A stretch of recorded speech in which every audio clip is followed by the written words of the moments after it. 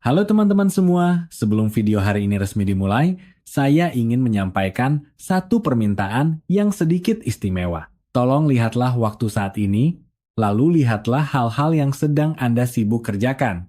Mungkin Anda sedang memegang remote TV dan mengganti saluran tanpa tujuan, mungkin Anda sedang bersiap pergi ke dapur untuk memotong buah, atau mungkin Anda sedang bersiap memakai sepatu untuk pergi berjalan-jalan di luar. Apapun yang sedang Anda lakukan, saya memohon kepada Anda untuk menekan tombol jeda selama 5 menit untuk diri Anda sendiri. Tolong carilah kursi yang paling nyaman di rumah Anda. Sebaiknya, sofa dengan sandaran punggung yang empuk yang bisa merengkuh seluruh tubuh Anda. Duduklah perlahan-lahan, besarkan sedikit volume ponsel Anda. Jika Anda tidak keberatan, Anda bisa menutup mata, menarik napas dalam-dalam, dan mencoba membiarkan pikiran Anda tenang dari urusan sepele barusan. Mengapa harus seformal ini? Karena dalam 1 jam ke depan, jika Anda bersedia mendengarkannya sampai selesai, kita akan melakukan sebuah perjalanan mendalam tentang kehidupan di dalam benak Anda. Yang akan kita bahas bukan sekadar masalah kecil tentang berjalan kaki, melainkan sebuah masalah hidup dan mati yang sangat besar yang berkaitan dengan kualitas hidup Anda 10 hingga 20 tahun ke depan, berkaitan dengan apakah Anda bisa melihat cucu Anda lulus sarjana, dan apakah Anda bisa menggenggam tangan pasangan hidup Anda untuk pergi berlibur keliling Indonesia. Kita akan membahas ranjau-ranjau yang tertanam di balik kebiasaan yang tampaknya sehat, yang bisa meledak kapan saja. Baik, jika Anda sudah siap, mari ikuti saya melintasi ruang dan waktu, masuk ke sebuah apartemen tua biasa di Jakarta untuk mendengarkan sebuah kasus nyata yang mungkin akan membuat Anda merinding tapi sangat nyata. Tokoh utama dari cerita ini mari kita panggil saja Pak Joko. Pak Joko tahun ini berusia 62 tahun, seorang tipikal generasi baby boomer di Indonesia. Dulunya dia bekerja di instansi pemerintah. Di posisi tersebut, dia bekerja dengan penuh dedikasi selama hampir 40 tahun. Anda bisa membayangkan orang seperti itu. Hidupnya sangat teratur, disiplin, dan bekerja dengan sangat teliti tanpa celah. 2 tahun lalu, dia pensiun dengan bangga. Pada hari pensiunnya, Pak Joko berdiri di depan pintu gedung kantor, menoleh ke belakang, melihat tempat dia berjuang seumur hidupnya. Dan sebenarnya, dia merasa lega di dalam hatinya. Dia berkata kepada istrinya yang datang menjemputnya, "Istriku, dulu aku menjual semua waktuku untuk negara. Sekarang, waktuku akhirnya milikku sendiri. Mulai sekarang, tugas kita cuma 2. Satu, menjaga agar tubuh kita tetap sangat sehat, dan satu lagi, menjaga cucu kecil kita, Bima, dengan baik." Perkataan Pak Joko ini terdengar indah, dan tindakannya jauh lebih indah. Dia sangat paham prinsip bahwa kesehatan adalah pondasinya, dan kekayaan hanyalah hiasan. Agar tidak menjadi tipe lansia yang begitu pensiun langsung sakit-sakitan, berbaring di tempat tidur dan merepotkan anak-anak untuk merawatnya, Pak Joko mengeluarkan semangatnya seperti saat dia ujian masuk pegawai negeri sipil dulu untuk mulai mendalami ilmu kesehatan. Dia berlangganan beberapa majalah kesehatan, dan setiap malam duduk di depan TV menonton beberapa program kesehatan yang terkenal. Dengan cepat, dia menerima sebuah sinyal yang kuat. Banyak pakar mengatakan bahwa berjalan kaki adalah olahraga terbaik di dunia, sebuah obat mujarab untuk umur panjang.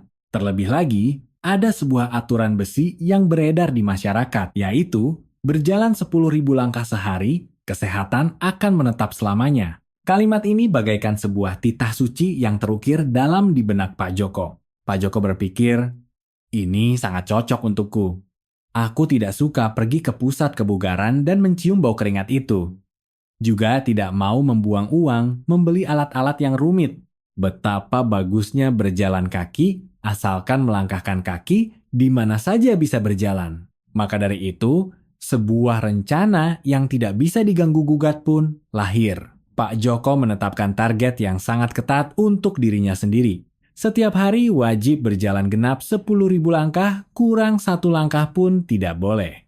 Bahkan saat hari hujan badai, bahkan saat ada tamu datang ke rumah, dia tetap harus berkeliling di ruang tamu untuk menggenapkan 10.000 langkah itu. Pada 2 bulan pertama, hasilnya sepertinya benar-benar bagus. Pak Joko merasa napasnya lebih lancar, nafsu makannya membaik, bahkan sembelit menahun yang dialaminya pun membaik. Rasa pencapaian saat melihat angka di alat penghitung langkah melewati 10.000 setiap hari membuatnya merasa seolah-olah dia kembali ke masa muda yang kuat dan bertenaga. Dia bahkan menepuk dadanya dan pamer kepada mantan rekan kerjanya di acara reuni, "Lihat kaki dan kakiku ini. Kalau kita pergi mendaki kawasan puncak lagi pun tidak masalah." Tetapi tubuh mesin yang rumit dan presisi ini terkadang tidak berjalan sesuai dengan naskah kita. Kira-kira mulai dari suatu hari yang basah dan hujan sekitar sebulan yang lalu, Pak Joko mulai merasakan sedikit hal yang tidak beres. Awalnya, ada rasa pegal dan bengkak yang tersembunyi di bagian dalam lututnya, terutama saat turun tangga atau tepat pada saat dia bangun pagi dan kakinya menyentuh lantai, seolah-olah ada sebuah jarum tipis yang menusuk pelan di bagian dalam lututnya. Tapi Pak Joko adalah orang yang sangat gigih dan keras kepala. Dia bukan saja tidak berhenti, malah menghibur dirinya sendiri dengan berkata, "Aduh, ini adalah pertanda baik." Kata pepatah, kalau sakit berarti ada yang tersumbat. Kalau lancar, pasti tidak sakit. Ini pasti efek dari jalan kakiku. Jalur meridian di dalam tubuhku sedang dilancarkan. Ini adalah reaksi penyembuhan. Dengan kepercayaan diri yang buta ini, Pak Joko membuat sebuah keputusan yang membuatnya menyesal seumur hidup. Dia bukan saja tidak mengurangi jumlah langkahnya, malah merasa bahwa dirinya berlatih kurang keras. Dia memutuskan untuk menambah intensitasnya. Waktu bergulir kedua hari yang lalu. Itu adalah suatu pagi buta saat cuaca yang sangat dingin melanda Jakarta. Suhu udara turun drastis. Angin di luar jendela bertiup menderu-deru, langit masih gelap gulita, hanya lampu jalan yang memancarkan cahaya putih pucat. Kalau biasanya, saat-saat seperti ini semua orang masih berada di dalam selimut yang hangat. Tapi Pak Joko melihat jam beker.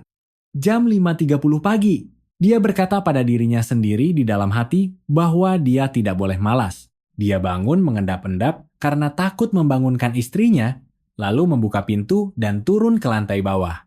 Angin dingin di bawah apartemen menyapu wajahnya seperti pisau. Pak Joko mengecilkan lehernya, menghembuskan napas putih, lalu mulai melangkah lebar-lebar bersiap menuju taman.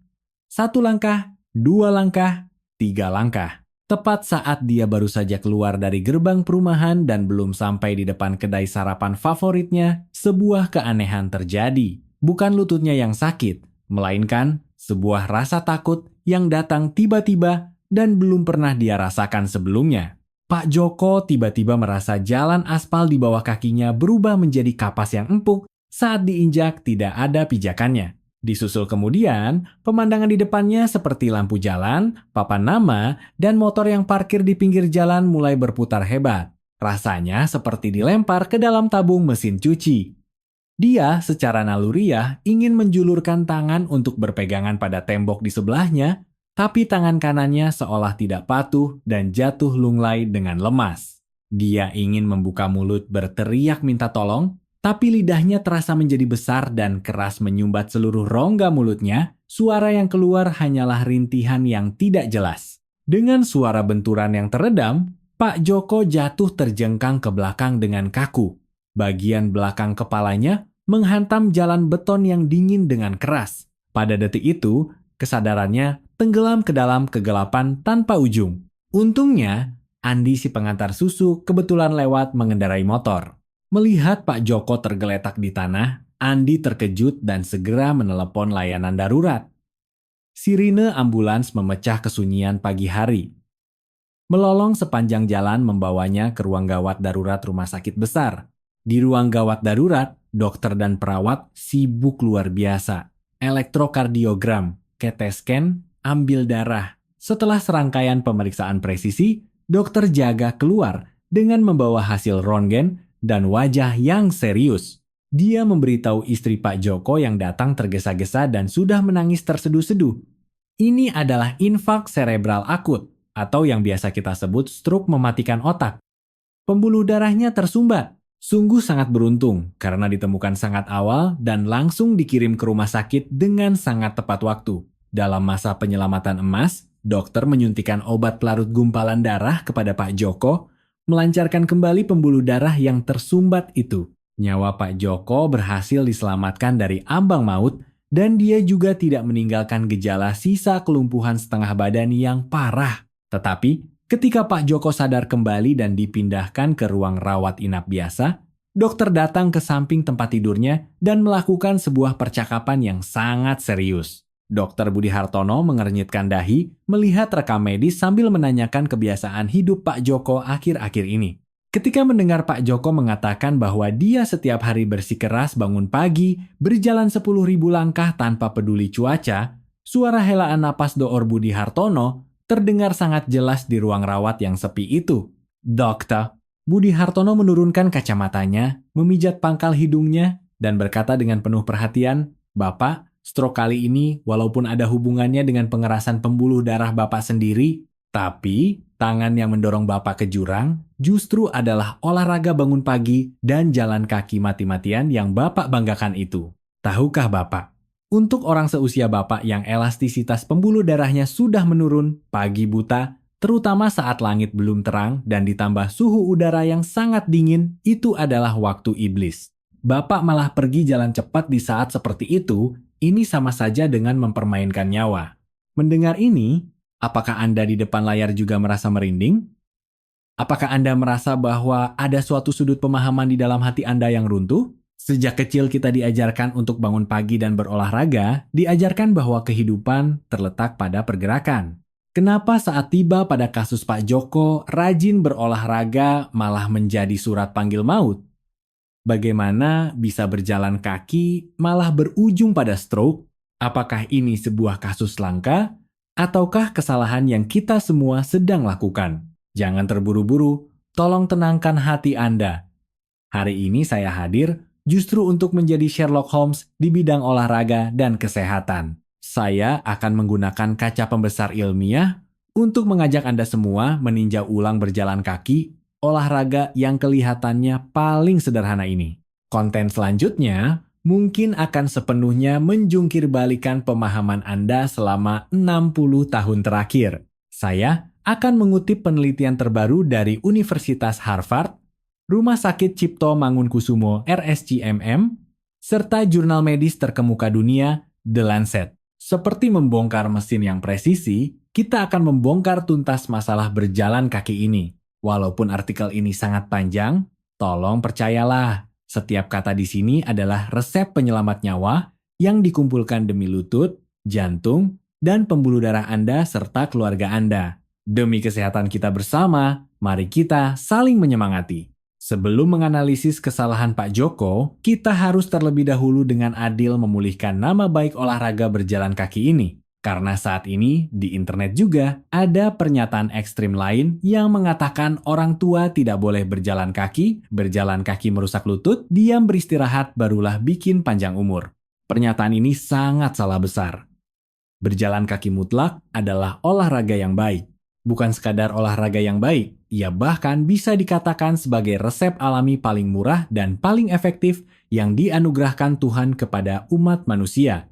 Tapi syaratnya adalah Anda harus berjalan dengan benar. Untuk membuktikan hal ini, kita tidak bicara omong kosong. Kita lihat data. Universitas Harvard baru-baru ini menerbitkan sebuah penelitian kelas berat yang menggemparkan dunia di jurnal kedokteran olahraga Inggris yang sangat otoritatif di dunia medis. Alasan mengapa penelitian ini diagungkan sebagai pedoman emas oleh dunia medis adalah karena ia tidak dilakukan secara sembarangan dengan beberapa tikus putih di laboratorium, juga bukan mencari beberapa anak muda untuk berlari 2 hari lalu selesai. Tim peneliti Harvard menghabiskan waktu belasan tahun melacak lebih dari 16.000 wanita lanjut usia. Usia rata-rata partisipan ini adalah 72 tahun, sangat dekat dengan usia banyak penonton kita. Besarnya jumlah data dan rentang waktu yang panjang ini membuat kesimpulannya memiliki tingkat kredibilitas yang sangat tinggi. Penelitian ini mengungkap sebuah kebenaran yang tidak terbayangkan oleh kita, sebuah rahasia tentang total volume. Dulu, kita selalu berpikir bahwa olahraga harus seperti absen kerja, harus dilakukan setiap hari. Sehari tidak dilakukan, maka tidak ada efeknya. Tetapi, penelitian Harvard menemukan bahwa bagi para lansia, kunci dari manfaat kesehatan yang dibawa oleh berjalan kaki sebenarnya tidak terletak pada apakah Anda berjalan setiap hari, melainkan pada total volume langkah Anda. Apa maksudnya? Biar saya beri perumpamaan. Misalkan Anda adalah seorang nenek yang sangat sibuk sehari-harinya, Senin sampai Jumat harus membantu anak dan menantu menjaga cucu, memasak, membersihkan rumah. Saking capeknya pinggang dan punggung terasa sakit, sama sekali tidak ada waktu untuk khusus keluar jalan-jalan. Pada saat seperti ini, di dalam hati Anda mungkin akan sangat cemas, merasa, "Aduh, saya tidak olahraga lagi, tubuhku akan hancur." Tapi penelitian Harvard memberitahu Anda, jangan cemas, tidak masalah sama sekali. Data penelitian menunjukkan, asalkan Anda bisa memanfaatkan akhir pekan atau waktu luang, kapanpun meskipun hanya 1 atau 2 hari, untuk khusus keluar berjalan-jalan, asalkan jumlah langkah pada hari-hari tersebut bisa mencapai 4.000 langkah lebih, walaupun hanya 1 atau 2 hari itu, Anda tetap bisa mendapatkan manfaat kesehatan yang luar biasa. Seberapa besar spesifiknya? Datanya bikin orang melongo. Dibandingkan dengan orang-orang yang sama sekali tidak berolahraga dan bahkan tidak berjalan mencapai 4.000 langkah sehari pun dalam seminggu, mereka yang hanya bisa menyisihkan 1 atau 2 hari seminggu untuk berjalan, risiko kematian total mereka langsung turun sebesar 26%. Dan risiko terjadinya penyakit kardiovaskular bahkan turun sebesar 27%. Sudah paham? Ini artinya, walaupun itu olahraga dengan sistem nabung uang receh, walaupun itu seperti 3 hari menjaring ikan, 2 hari menjemur jaring, asalkan Anda bergerak, asalkan jumlah langkahnya terakumulasi, Tuhan akan memberikan hadiah kepada Anda.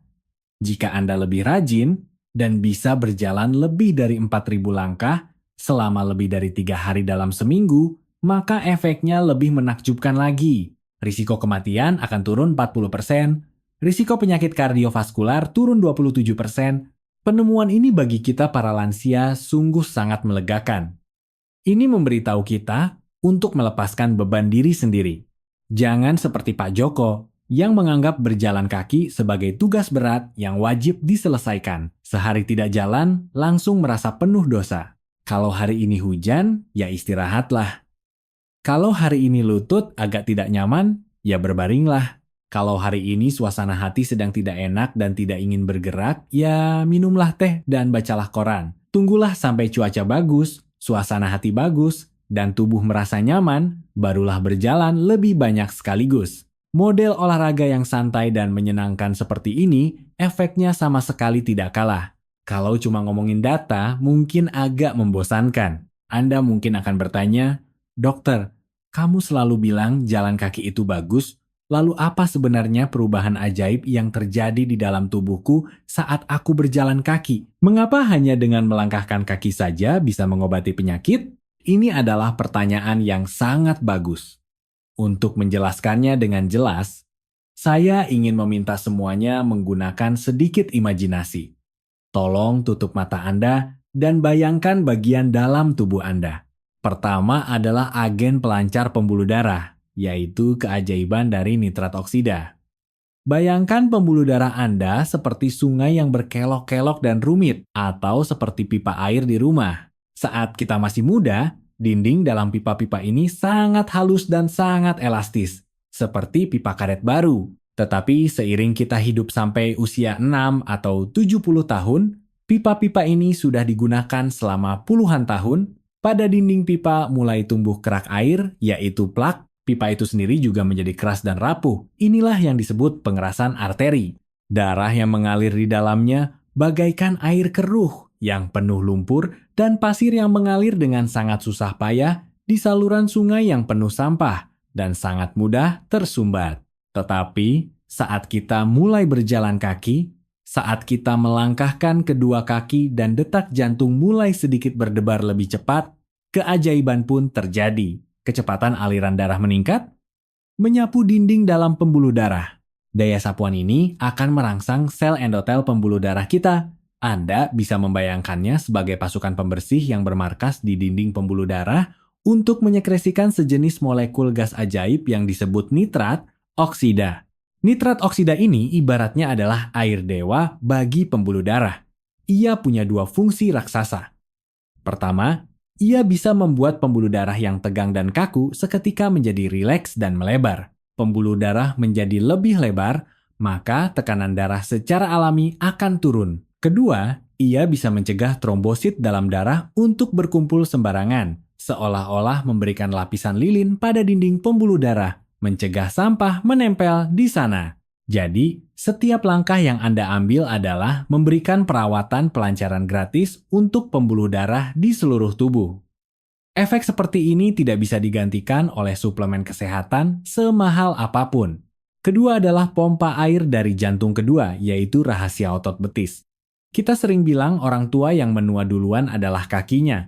Sebaliknya, kalau kaki kuat maka jantung tidak berdebar-debar. Mengapa? Karena betis kita secara medis disebut sebagai jantung kedua tubuh manusia. Coba kita pikirkan, jantung kita ada di rongga dada. Dia harus memompa darah sampai ke telapak kaki. Ini mengikuti gravitasi bumi, sangat mudah. Tetapi bagaimana darah yang sudah mengalir ke telapak kaki bisa kembali ke jantung? Ini harus melawan arus dan melawan gravitasi bumi. Mengandalkan pompa air kecil bernama jantung saja tidak akan kuat menariknya kembali. Pada saat inilah kita harus mengandalkan otot betis kita. Saat kita berjalan kaki, otot betis akan berkontraksi dan memeras. Perasaan ini seperti memerah susu sapi, memeras darah vena yang mengendap di tubuh bagian bawah dengan kuat kembali ke jantung. Mengapa banyak lansia kakinya bengkak? Mengapa bisa varises? Itu karena mereka tidak pernah jalan kaki, pompa betis ini sudah berkarat, darah tertahan di bawah dan tidak bisa kembali. Sedangkan orang yang rutin berjalan kaki, setiap langkah yang mereka ambil adalah membantu membagi beban tekanan jantung, membantu darah menyelesaikan satu siklus peredaran yang sempurna.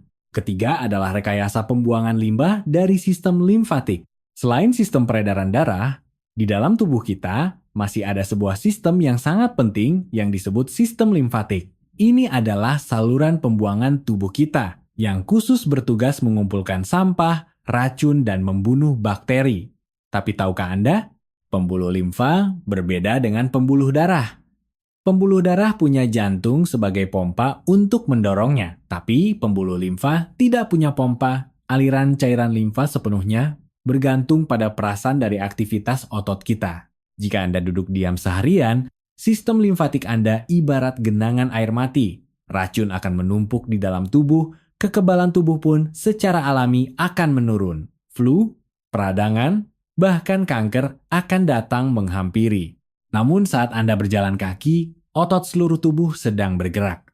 Ini ibaratnya menyalakan pompa air bertenaga tinggi untuk sistem saluran pembuangan kota, membuang semua limbah metabolisme sel keluar dari tubuh.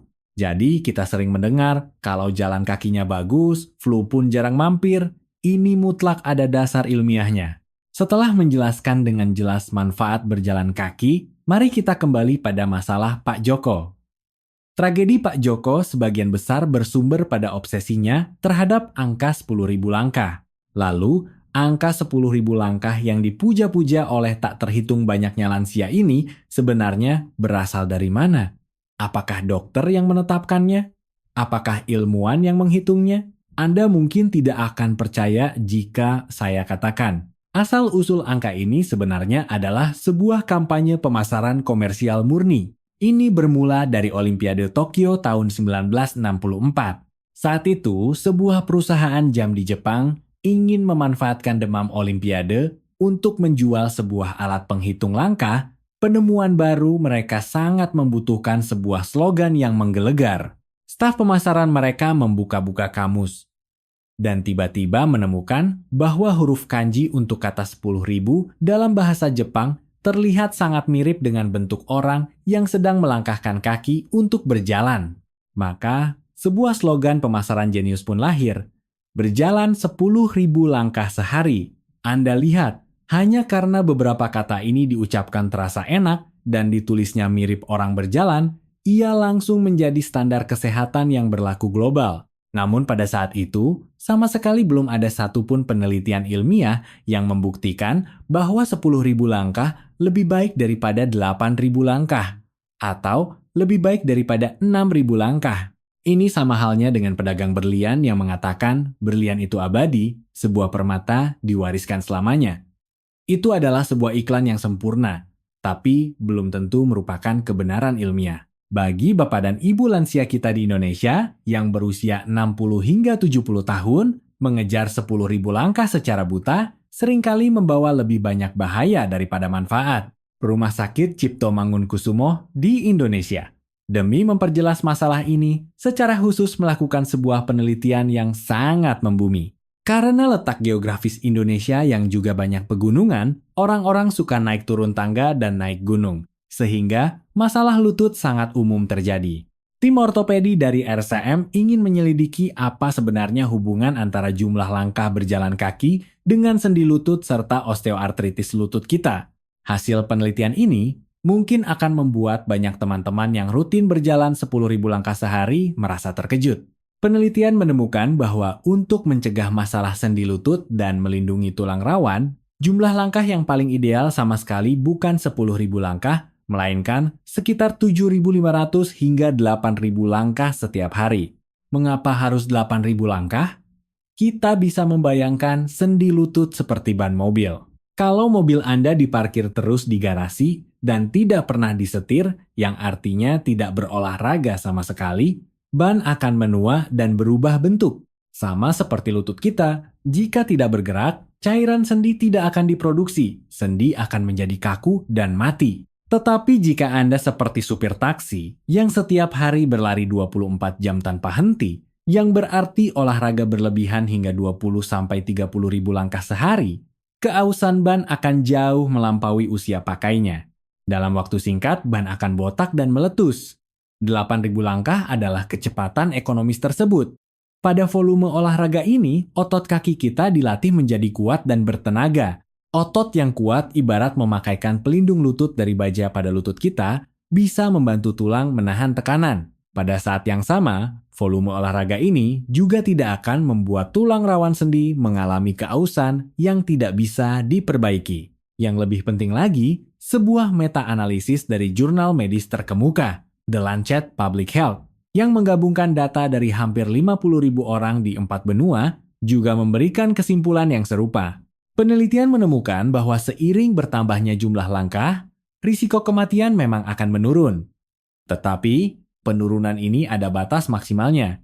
Bagi lansia berusia di atas 60 tahun, plafon ini berada di antara 6.000 hingga 8.000 langkah. Apa maksudnya? Ini artinya ketika Anda sudah berjalan 6.000 langkah, Anda sudah mendapat nilai ujian 80. Kalau Anda berjalan sampai 8.000 langkah, Anda dapat nilai 90. Tetapi kalau Anda ngotot menggertakkan gigi berjalan sampai 10.000 langkah atau 12.000 langkah, nilai Anda mungkin tetap cuma 91. Atau bahkan, karena kelelahan yang berlebihan, nilai Anda malah turun jadi 85. Dalam ilmu ekonomi, ini disebut dengan hukum hasil yang semakin menurun. Diminishing marginal returns. Penderitaan yang dikeluarkan berlipat ganda.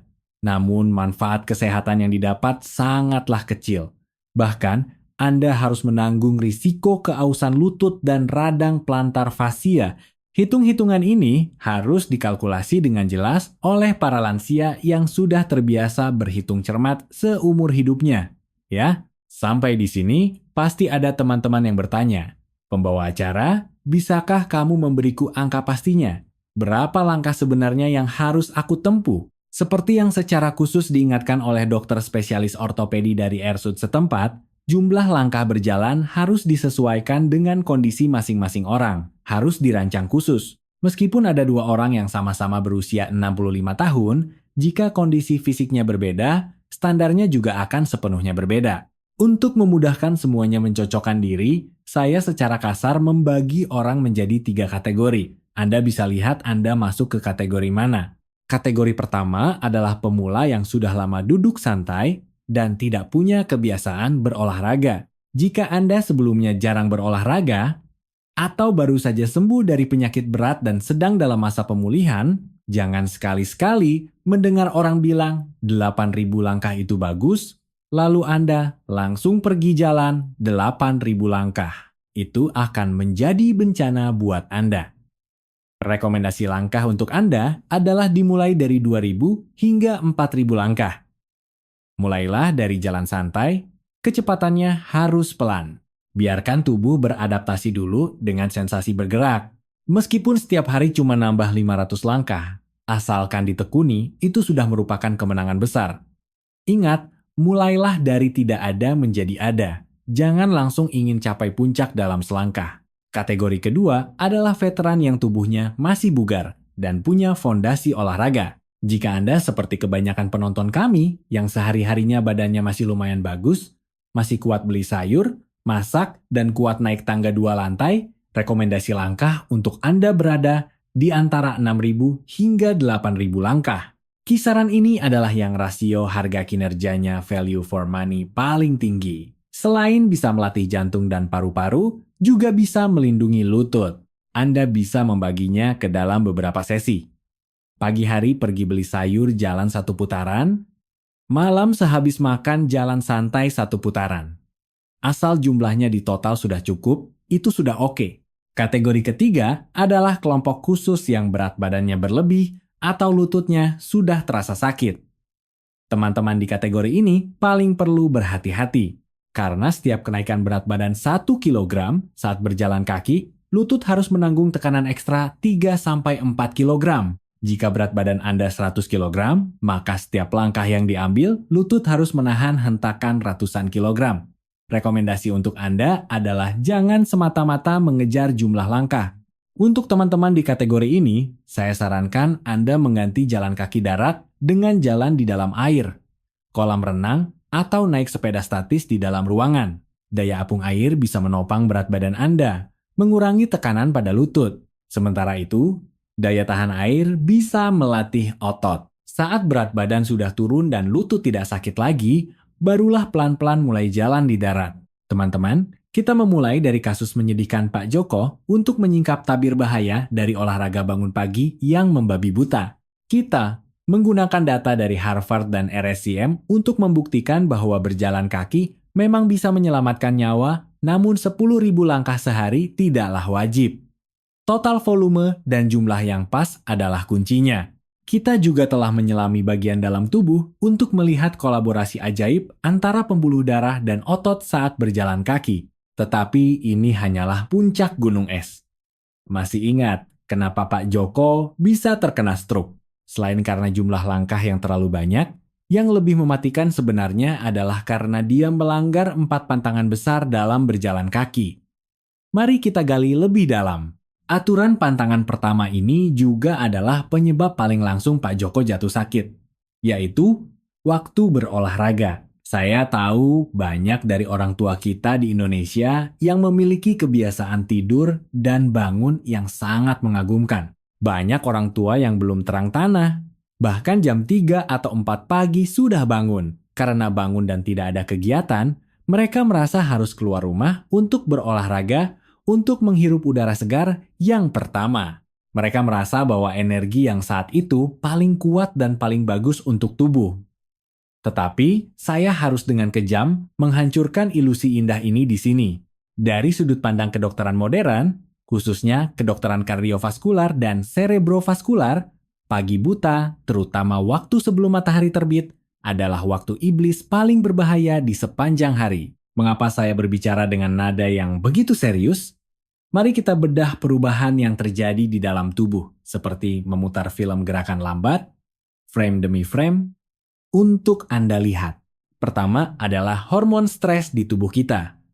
Anda mungkin pernah mendengar nama kortisol. Pada momen menjelang pagi hari di mana kita akan segera bangun, demi membangunkan kita dari tidur yang lelap agar kita punya energi untuk menghadapi hari yang baru, tubuh kita secara otomatis akan memproduksi kortisol dan adrenalin dalam jumlah besar.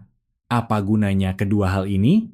Ini untuk membuat orang merasa terangsang dan bersemangat. Mereka akan membuat saraf simpati kita seketika menjadi tegang. Apa akibat dari rangsangan ini? Ia akan membuat tekanan darah kita yang asalnya stabil melesat naik dengan cepat dalam waktu singkat. Ini juga akan membuat detak jantung kita yang asalnya 60 ketukan per menit saat tidur, tiba-tiba berdetak sangat cepat.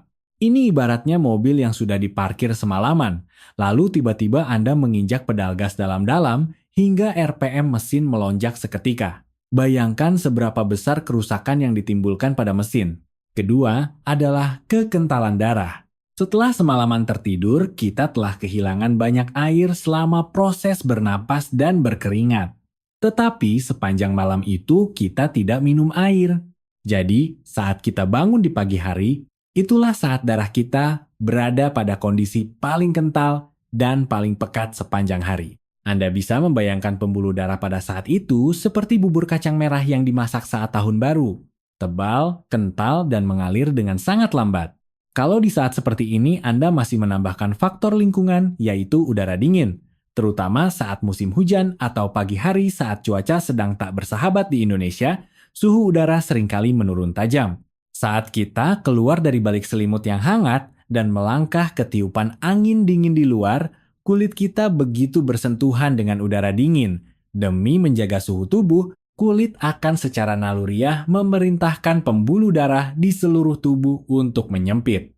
Nah, mari kita ulas ulang kombinasi mengerikan ini. Tekanan darah tinggi akibat hormon, detak jantung cepat akibat saraf simpatik yang tereksitasi, darah kental karena kurang air, pembuluh darah menyempit karena kedinginan. Coba semuanya pikirkan. Ini sama saja dengan memaksakan setumpuk lumpur tebal nan lengket masuk ke dalam pipa rapuh yang sudah menua atau bahkan sudah berkerak, lalu menyemprotnya dengan penyemprot air bertekanan tinggi.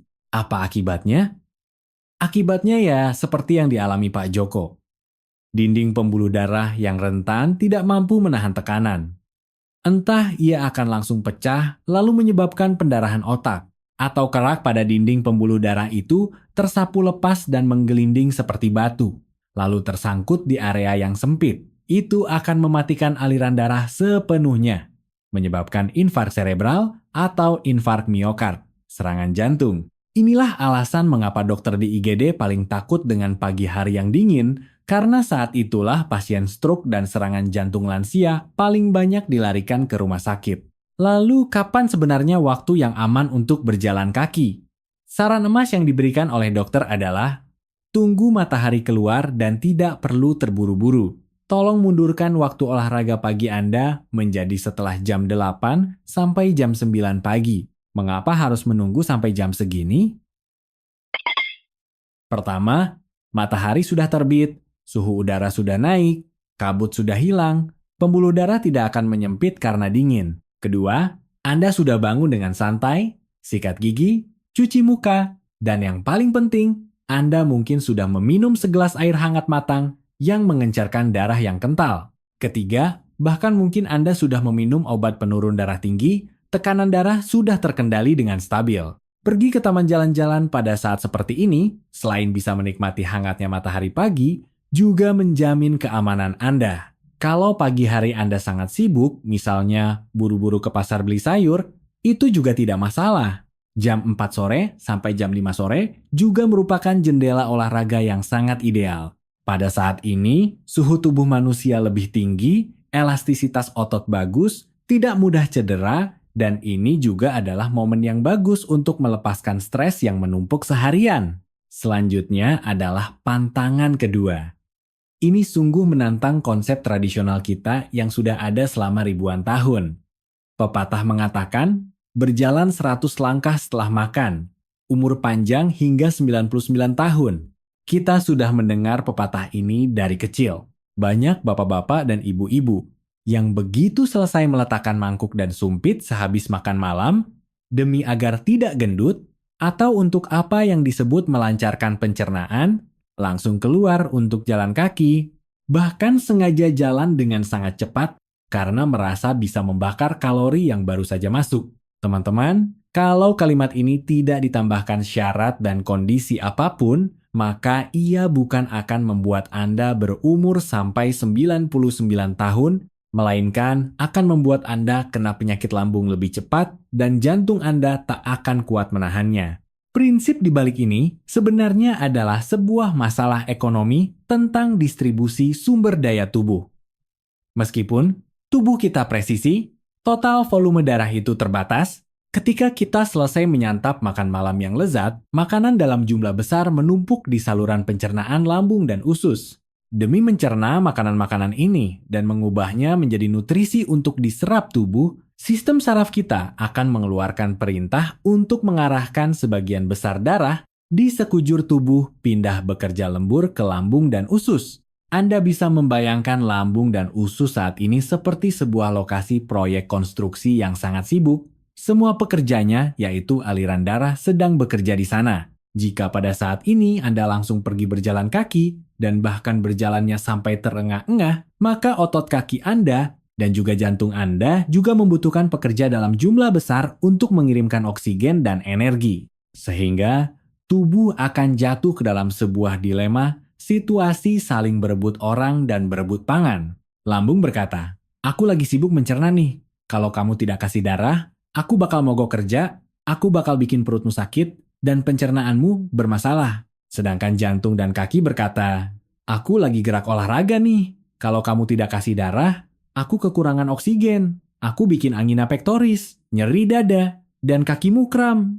Hasil akhirnya seringkali adalah kedua belah pihak sama-sama rugi hancur-hancuran. Bagi anak muda, ini mungkin cuma bikin usus buntu atau perut turun, gastroptosis. Tapi bagi kita para lansia yang memang pada dasarnya sudah punya penyakit penyumbatan arteri koroner atau insufisiensi darah ke jantung, aksi saling berebut suplai darah ini sangat berpotensi menyebabkan iskemia miokard akut, memicu angina, angina pectoris, atau bahkan menyebabkan kematian mendadak sudden death. Lalu bagaimana cara yang benar? Kita harus belajar memberi tubuh sedikit waktu jeda adaptasi. Setelah selesai makan, tolong jadilah orang malas dulu sejenak. Anda bisa duduk nyaman dengan tenang di sofa, minum secangkir kecil teh hangat, ingat jangan terlalu kental, ngobrol dengan istri, suami, nonton TV, atau pelan-pelan berdiri membersihkan piring di dalam rumah. Proses ini butuh waktu sekitar 30 menit sampai 60 menit. Tunggu setelah 1 jam berlalu, makanan di lambung sudah mulai dicerna sebagian besar, distribusi darah perlahan kembali normal, dan gula darah juga mulai merangkak naik. Pada saat inilah, Anda baru memakai sepatu untuk keluar jalan santai. Berjalan di momen ini, manfaatnya sangat besar. Pertama, aliran darah tidak perlu saling berkelahi lagi, jantung dan lambung sama-sama aman. Kedua, ini kebetulan adalah puncak naiknya kadar gula darah setelah makan, sehingga olahraga bisa membantu otot menyerap gula darah. Bagi teman-teman yang penderita diabetes atau yang kadar gulanya tinggi, ini adalah obat penurun gula darah alami. Jadi, tolong ingat mantra baru ini. Istirahat sejenak, habis makan, umur panjang sampai 99, jalan buru-buru habis makan, penyakit dan rasa sakit cepat datang ke badan. Selanjutnya yang ingin kita bicarakan adalah pantangan ketiga, yaitu intensitas olahraga. Banyak orang tua yang punya pemahaman keliru merasa bahwa olahraga jalan kaki ini terlalu santai. Kalau tidak berjalan sampai keringat bercucuran deras dan napas terengah-engah seperti sapi, itu sama saja dengan tidak olahraga. Sehingga kita sering melihat di taman ada lansia yang jalan dengan sangat cepat sekali. Sampai mukanya merah dan urat lehernya menonjol, bahkan balapan jalan cepat dengan orang lain. Teman-teman, semangat ingin menang seperti ini bagus di arena perlombaan. Tapi dalam jalur pemeliharaan kesehatan, ini bisa jadi bencana. Bagi jantung usia 60-70 tahun, setiap detak jantung yang kelewat batas sama dengan sedang menarik saldo berlebih dari umur pakainya. Lalu, bagaimana kita menilai? Apakah kita berjalannya terlalu cepat atau tidak? Apakah ada standar ilmiahnya? Di sini saya akan ajarkan 2 metode. Yang satu, pendekatan matematis yang akurat. Yang satu lagi, pendekatan perasaan tubuh yang intuitif. Metode pertama disebut rumus detak jantung penyelamat nyawa. Tolong ambil buku catatan kecil dan catat. Untuk parubaya dan lansia dengan kondisi kesehatan rata-rata normal, batas maksimal detak jantung aman saat berjalan kira-kira sama dengan 170 dikurangi umur Anda. Sebagai contoh, Jika umur Anda 60 tahun ini, maka batas aman Anda adalah 170 dikurangi 60 sama dengan 110 detak per menit. Jika Anda tahun ini berumur 70 tahun, batas atasnya adalah 100 detak per menit. Jika detak jantung Anda melebihi angka tersebut, itu membuktikan bahwa beban jantung sudah terlalu berat, Anda sedang melakukan latihan anaerobik. Hal ini tidak hanya gagal memberikan efek sehat, malah akan memproduksi asam laktat dalam jumlah banyak yang membuat tubuh asam pegal, bahkan bisa memicu bahaya serangan jantung. Saat ini, gelang pintar dan smartwatch sudah sangat populer. Peralatan yang dibelikan oleh anak-anak itu pastikan untuk Anda pakai dan rajin pantau angkanya. Metode kedua dinamakan tes berbicara. Jika Anda malas menghitung angka atau tidak punya smartwatch, tidak apa-apa, tubuh akan memberitahu jawabannya kepada Anda. Metode ini lebih simpel dan lebih praktis. Ketika Anda sedang berjalan, coba katakan satu kalimat yang utuh. Misalnya, hari ini cuacanya bagus banget ya. Nanti malam kita makan ikan bakar gimana? Saat Anda berada di zona lampu hijau, yaitu tingkat intensitas terbaik, Anda akan merasa tubuh sedikit memanas, bahkan mengeluarkan sedikit keringat halus dan napas lebih cepat dari biasanya. Namun, Anda tetap bisa menyelesaikan kalimat panjang tadi tanpa terputus-putus untuk mengambil napas.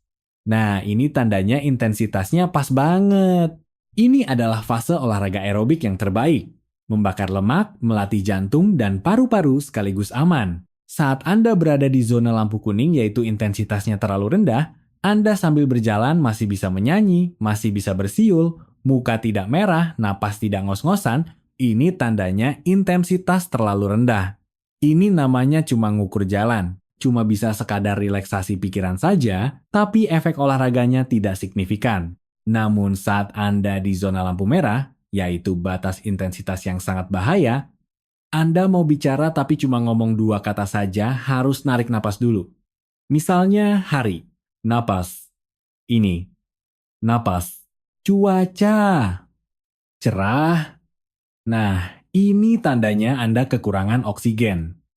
Fungsi paru dan jantung sudah tidak kuat menopangnya. Di kondisi ini Anda wajib langsung melambatkan kecepatan, bahkan berhenti untuk istirahat. Jangan sekali-sekali dipaksakan ya.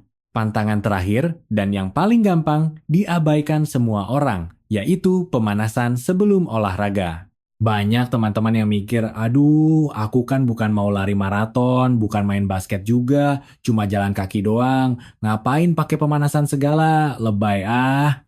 Teman, ini bukan lebay atau manja. Ini adalah bentuk menghargai prinsip mekanika tubuh kita sendiri. Tubuh orang usia 60-70 tahun itu ibarat mobil tua yang sudah dikendarai puluhan tahun. Onderdil di dalamnya yaitu tulang, lalu leher, yaitu sendi, lalu oli pelumas yaitu cairan sendi, dan sabuk penggerak yaitu ligamen, semuanya sudah menua termakan usia. Jika pada saat dalam keadaan diam, apalagi di pagi hari saat musim hujan ketika sendi-sendi masih kaku, Anda tidak melakukan pemanasan warming up sama sekali, lalu langsung melangkah lebar dan jalan dengan cepat, ini ibarat mobil di cuaca yang sangat dingin, langsung nyalakan mesin tanpa dipanasi, lalu digaspol meluncur di jalan tol. Apa yang terjadi? Silinder bisa jebol, mesin aus, atau putus. Jika diterjemahkan ke tubuh manusia, artinya otot Achilles robek, radang telapak kaki plantar fasciitis, atau robeknya bantalan sendi lutut. Bahkan bisa menyebabkan Anda terjatuh karena persendian tidak lentur. Anda harus tahu bahwa bagi orang tua, jatuh terpeleset adalah layaknya kartu domino pertama dalam kehidupan. Sekali jatuh, patah tulang, dan harus dirawat berbaring di tempat tidur. Sekali berbaring lama, otot menyusut, gumpalan darah mematikan bisa terbentuk, paru-paru bisa infeksi pneumonia. Oleh karena itu, walaupun cuma jalan kaki, tolong perlakukan ia sebagai sebuah proses ritual suci. Bagaimana cara pemanasannya? Tidak usah ribet, 5 menit saja cukup. Pertama, putar pergelangan kaki. Ujung jari kaki sentuh tanah, lalu putar-putar bentuk lingkaran untuk meregangkan ligamen engkel. Ini area paling penting saat jalan kaki. Lalu, gerakan persendian lutut. Kedua telapak tangan memegang lutut, tekuk sedikit setengah jongkok, lalu putar membentuk lingkaran. Ini menstimulasi keluarnya cairan sendi, ibarat memberi oli pelumas buat lutut kita. Kemudian ayunkan lengan ke depan dan ke belakang dengan ayunan lebar untuk melemaskan persendian bahu. Terakhir, putar pinggang dengan lembut gerakan pinggul dan pinggang kita. Cukup dengan beberapa gerakan simpel ini yang akan membuat tubuh sedikit memanas seolah memberi aba-aba ke badan. Hei sobat tua, kita mau mulai kerja keras nih. Pada saat itulah baru Anda jalan, dan Anda akan merasakan langkah terasa sangat ringan dan enteng. Setelah membicarakan keempat pantangan tadi, mari kita geser sejenak pandangan dari hal kesehatan murni yang sifatnya fisiologis, lalu angkat ke atas sedikit membicarakan soal kesehatan mental. Karena saya perhatikan banyak lansia yang rutin jalan kaki, perubahan yang mereka dapatkan bukan hanya sekadar tekanan darah yang turun, gula darah yang stabil, tapi lebih penting dari itu, mereka menjadi bahagia. Ini bukan teori magis tak masuk akal loh. Ini adalah ilmu bedah saraf neuroscience. Proceeding PNAS dari Akademi Sains Nasional Amerika Serikat National Academy of Sciences pernah merilis penelitian yang khusus meneliti apa dampak jalan kaki terhadap otak manula. Hasil studi menemukan bahwa lansia yang secara disiplin berjalan kaki, volume area di otaknya yang disebut hipokampus kuda laut ternyata membesar. Apa fungsi hipokampus ini? Dia adalah pusat inti memori, ingatan, dan pusat sistem navigasi arah pada manusia. Area ini jugalah target serbuan paling awal dari penyakit Alzheimer, pikun lansia. Artinya, setiap ekstra selangkah yang Anda ambil itu ibarat sedang menabung dana pensiun memori otak Anda. Membangun dinding pertahanan yang tinggi mencegah Alzheimer. Dan saat kita berjalan kaki, otak akan mengeluarkan dopamin dan endorfin. Dua zat inilah pil bahagia natural kita. Namun dengan syarat, saya sangat merekomendasikan agar Anda tidak sekadar mondar-mandir sendiri diam di dalam rumah. Keluarlah dari rumah, pergi ke taman, berjalanlah di tepian sungai. Di situ Anda akan melihat bunga mekar, dengar kicauan burung, merasakan embusan angin di pipi, dan lebih penting dari itu semua, Anda akan berpapasan dengan kenalan bapak-bapak dan ibu-ibu lain yang juga lagi olahraga. Obrolan ringan sapaan sederhana seperti, "Wah Ibu Sari, hari ini rona mukanya seger banget ya," atau "Pak Rudi, udah capai target langkah belum hari ini?"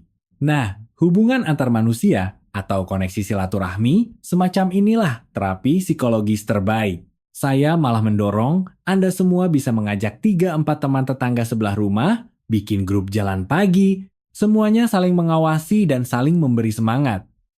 Hari ini coba jelajahi Taman A, besok jalan di rute setapak sana. Kalau capek ya duduk di bawah bayangan pohon, minum seteguk air, lalu ngegosipin kehidupan cucu di rantau, atau ngomel bareng soal kelakuan tokoh antagonis sinetron di TV semalam. Interaksi kehidupan membumi yang penuh kehangatan sosial ini bikin Anda sadar bahwa, oh, hidup ini masih penuh warna-warni. Usia 60 tahun atau 70 tahun masih tetap tahun-tahun paling indah di hidup Anda. Di bagian akhir video, masih ada yang perlu saya bawel-bawel sedikit nih ke poin yang praktikal. Apalagi kalau bukan soal perlengkapan persenjataan untuk jalan kaki. Meskipun jalan kaki itu dibilang olahraga paling gak modal dan paling sepele buat dimulai, bukan berarti Anda boleh pakai sendal jepit-jepit ke pasar, sepatu kulit pantofel yang kaku, atau sepatu kets kain tipis murahan yang alasnya udah rata kepoles aspal buat olahraga jalan kaki ya. Telapak kaki kita ini diciptakan tersusun dari 26 tulang, 33 sendi, dan lebih dari 100 otot tendon urat ligamen. Dia harus menopang semua berat beban dari seluruh tubuh kita. Dan pada tiap 1 detik, pijakan kaki nyentuh aspal tanah, dia harus menyerap seluruh momentum pantulan keras benturan dari tanah. Apabila sepatu Anda salah, sepatu alasnya terlalu tipis, benturan itu langsung naik nabrak tulang kering menuju dengkul sama tulang punggung Anda. Sepatu yang terlalu empuk luntur lemas, dan lengkungan cekungan telapak kaki tak tersupport no arch, gampang banget bikin sakit radang. Tumit kaki plantar fasciitis, sepatu yang kembang tapaknya tidak menggigit kuat, licin gripnya, bahaya kalau nanti ngelewatin sisa kubangan hujan lalu terpeleset. Bisa dibayangin betapa amit-amit fatal bahayanya buat lansia. Makanya tolonglah relalah keluar duit sedikit untuk investasi membelikan diri Anda sepasang sepatu jalan, sport shoes yang bagus banget sekalian. Kriteria yang bagus tuh kayak apa? Tumit-tumit, bantalan hak belakang harusnya ngebounce, harus bouncy, membal yang kuat bisa serap benturan goncangan kaki. Terus ujung depan sepatunya, cari yang modelnya rada lega melebar. Ingat kakinya para kakek nenek itu rentan cepat melar, jadi gampang bengkak. Kalau nyari sepatu pas ujung depannya lancip kencang menjepit jari, malah bisa nyiksa lecet berair atau cantengan otot kejepit. Lalu telapak dasar outsole-nya harus beneran bergerigi, gripnya nyengkram kuat anti-slip, anti-terpleset.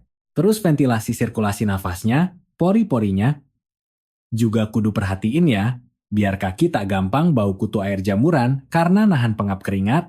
Sepatu inilah yang akan menjadi sepatu perang tempur Anda dikala sedang ngejalanin rute kehidupan menapaki usia.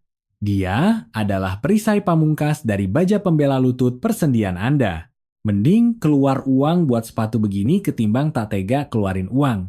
Sekarang, ujung-ujungnya tagihan rawat inap dan bedah cangkok, ganti tempurung lutut buatan, menghabiskan puluhan hingga ratusan juta. Sepasang sepatu premium jauh lebih murah. Kawan-kawan yang tercinta sekalian, saya panjang lebar mencerocos panjang gini aja. Kalau di total diketik ya mungkin nembus lebih dari 10.000 kata lah ya artikel ini. Dan apabila Anda sedari tadi benar-benar mantengin ini sampai tuntas tanpa lelah di part naskah ini, saya wajib banget ngasih standing ovation tepuk tangan buat Anda semua. Karena ini bukti komitmen dan loyalitas super bahwa kepedulian Anda demi terjaganya umur panjang Anda serta tanggung jawab kesehatan kepada keluarga benar-benar bukan omdo. Kita menguras durasi porsi panjang menceritakan contoh miris menyedihkan, tragedi Pak Joko lalu dibongkar melalui lensa mikroskop studi validnya Harvard, sampai nyeritain tata cara kerja kimia nitrat oksida di pembuluh dan dipecah secara makro mengenai pantangan waktu di pagi hari yang berhawa. Mencekam dari sisi denyut nadi, hitungan sains sampai kelayakan telapak sepatu penopang di aspal jalan. Semua detail rahasia-rahasia kedokteran itu sudah saya patah-patahin sampai seremeh dan sesederhana mungkin, khusus dan saya ceritain, suapin cuma buat bapak dan ibu. Nah, inti ribuan dari rangkaian wejangan saya ini bermuara ke sebuah titik inti kesimpulan emas, yaitu kita mesti tunduk takluk hormat dalam takzim pada instrumen alamiah dari mekanisme sistem tubuh ciptaan ilahi ini, dan mesti disiplin memanage kebugaran menggunakan pendekatan jalan metode yang beneran berdasarkan valid sains logis. Yang terbukti, perilaku tragis tokoh Pak Joko pengejar mati-matian kota angka 10.000 langkah sehari itu, sesungguhnya dia tak berbuat tindakan jahat kok, cuma semata karena dia kepengen banget hidup sehat tapi kelewat, nekat tergesa mau instan, saking over-eagernya jadi terjebak dikibulin info, dogma, hoax, nyesat, dan buta ilmu. Makanya dengan sangat berharap besar, kutukan mimpi buruk kasus bapak itu takkan sampai mengulangi episodenya singgah ke takdir jalan kehidupan Anda, apalagi anggota kaum kerabat, orang terkasih kalian semua. Ingat ya, meraih kesehatan absolut itu bukanlah gaya balapan lari sprint jarak cepek meter dengan gaya gaspol ngos-ngosan nyari juara dewa. Dia tuh ibarat pacuan pelan dari daya tahan napas lari maraton ultra, jauh yang teramat panjang dan wajib berbekalkan taktik, trik, strategi, sabar ekstra tinggi. Selama menjalani trayek rute ini, tidak perlu kok dibandingin soal balap kecepatan melangkah antar kawan senam sebelah kalian. Saingan kita sesungguhnya itu adalah ngebandingin mutu kualitas badan kita ini versus dengan bayangan sisa kita di hari kemarin doang. Jangan nyari penyakit nekat uji adrenalin maksain dobrak, batas melampaui kemampuan ekstrim raga Anda, mending adaptasi ngalir iramanya selaras sama sinyal irama natural bioritme alarm badannya kita aja. Dan tidak usah pakai memaksakan derita penyiksaan diri untuk kekeh mematuhinya. Ya tinggal letakkan niat rasa hati, riang dan damai dalam berproses. Besok pas pagi bangun, saat pendar berkas sinar matahari, nembus jendela, dan sehabis Anda dengan nikmat menyeruput segelas kecil teh, air anget pelan-pelan, serta menghabiskan kudapan kecil sarapan, ikat kencangkan kembali tali sepatu jalan kaki jagoan empuk Anda, lalu putar gagang tuas pintu dan keluar rumah. Saat menginjak depan pintu teras rumah, Tolong sapa dan ambil hela ritme tarikan napas dada, pelan-pelan rasain aja sensasi nyamannya, kesegaran manis oksigen pagi tuh. Lalu dengan senyum, melangkahlah. Tanpa harus sok tergesa. Dan tanpa ritme nguber ngeburu apa sih? Satu demi satu langkah, derap dua langkah, ritmik melangkah konstan ketiga. Dari secuil derapan tapak kakimu, kelak bakal terus menuntun, makin merapat ngehampiri versi sehatnya wujud ragawi kalian yang absolut di hari tuanya. Di setiap langkah tapak itu, jualah berwujud pundi cadangan dana simpanan buat modal merengkuh sebuah takdir usia uzur yang diberkahi oleh Sang Pencipta bahagia. Nah, bila Anda benar-benar meyakini bahwa di dalam sekian durasi video panjang yang lebih dari 10.000 kata wejangan curhatan, padat pengalaman ini sanggup mempreteli habis sumbatan kebingungan hati atau malah telah bikin pemahaman. Anda tercerdaskan oleh sekelumit setitik saja ilmu hikmah, mutakhir. Saya mohon sekali dukungan ikhlas jempol jari manisnya agar menekan mentep tombol like dengan super kencang buat konten ini. Jangan segan juga klik tulisan berlangganan, subscribe sehat di hari tua, dan dipastiin agar lonceng notif belnya hidup aktif. Oh iya, satu lagi, tugas vital akhir nih. Mohon sekali tolong bagikan sebarkan link konten share dari video krusial hari ini ke segala lini koneksimu. Ya, forward lempar, share videonya, khusus masuk grup chat WhatsApp keluarga besar, di-share di tongkrongan circle arisan, teman kawan seangkatan lulusan kalian dulu, terkhusus forward aja terus mention kawan-kawan yang hobinya pamer pencapaian skor harian, berjalan di sosmed Instagram, Facebook, sambil mati-matian sampai nahan encok itu. Nah, bisa jadi loh sedekah Jarkom gampang sharing penerusan video. Link chat dari tangan Anda yang ringan kali ini itu bertransformasi bentuk menjadi tali peringatan evakuasi jiwa, pertolongan nyata, keselamatan nyawa. Untuknya, siapa sangka dari satu perbuatan gampang nge-share bisa jadi pahlawan untuk nyelamatin operasi tempurung lutut maupun memveto, menghindarkan suatu keluarga utuh dari malapetaka hancurnya keharmonisan karena merawat lumpuh anggota. Sekian terima kasih. Sampai berjumpa lagi di karya persembahan edukasi video kita selanjutnya di minggu depan. Weg.